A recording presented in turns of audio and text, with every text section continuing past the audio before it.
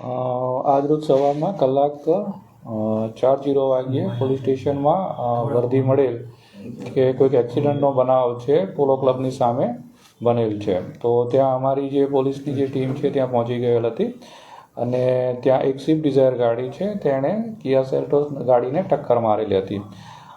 તપાસ કરતાં જે ચાલક છે એ થોડું લથડિયા ખાતા અને એલફેલ બોલતા હોય એની મોં સૂંઘાડી જોતાં લાગેલ છે કે પીધેલી હાલતમાં છે.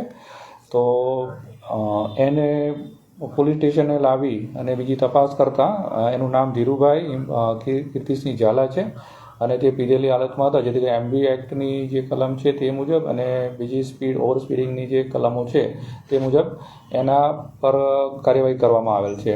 બાદમાં જે ગાડીમાં હતા એ ઈસમો છે એને ચેક કરતાં એકનું નામ ઈસમ હિતેશ કુમાર ઈશ્વરભાઈ પટેલ અને અન્ય જે વ્યક્તિ છે કમલેશસિંહ નરવતસિંહ રાઠોડ, એ બે વ્યક્તિઓ હતા. એમાં કમલેશસિંહ નરવતસિંહ રાઠોડ છે તે અમદાવાદ ક્રાઇમ બ્રાન્ચમાં છે, P1 બ્રાન્ચમાં ગનમેન તરીકેની કામગીરી કરી રહ્યા છે. તેઓ પણ પીધેલી હાલતમાં જણાઈ આવેલ હતા અને તેના પર ભાઈ પ્રોહિબિશન એક્ટની કલમો હેઠળ ફરિયાદ નોંધી અને આગળની કાર્યવાહી કરવામાં આવેલ છે.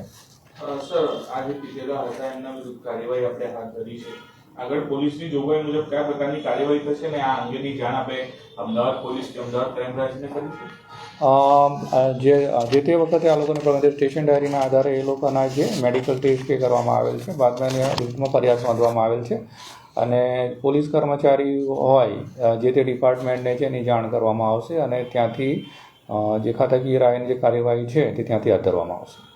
સર, આ આખો મામલો છે સામે કઈ રીતે ગાડી અથડાઈ હતી, કઈ ગાડી જમા લેવામાં આવી છે, શું કહેશો?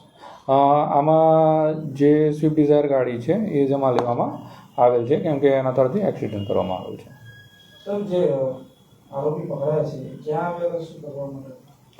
જે આરોપીઓ છે માંજલપુરમાં કોઈક ને ત્યાં લગ્નમાં આવ્યા હતા અને ત્યાંથી એ રિટર્ન થઈ રહ્યા હતા. સર, સામાન્ય સંજોગોમાં આ રીતે પીધેલા હાલતમાં કોઈ મળી આવે પોલીસ કર્મી, કયા પ્રકારની કાર્યવાહી ખાતામાં થાય છે? મોટે ભાગે અમારા ખાતામાં છે કે આની જે એક ઇન્ક્વાયરી કરવામાં આવતા હોય છે અને પછી એના પર ડિપાર્ટમેન્ટલ ઇન્ક્વાયરી લાગતી હોય છે અને એના આધારે જે કંઈક સાબિત થાય એના આધારે હલકી સજા અથવા તો ભારે સજાની કાર્યવાહી કરવામાં આવતી હોય છે.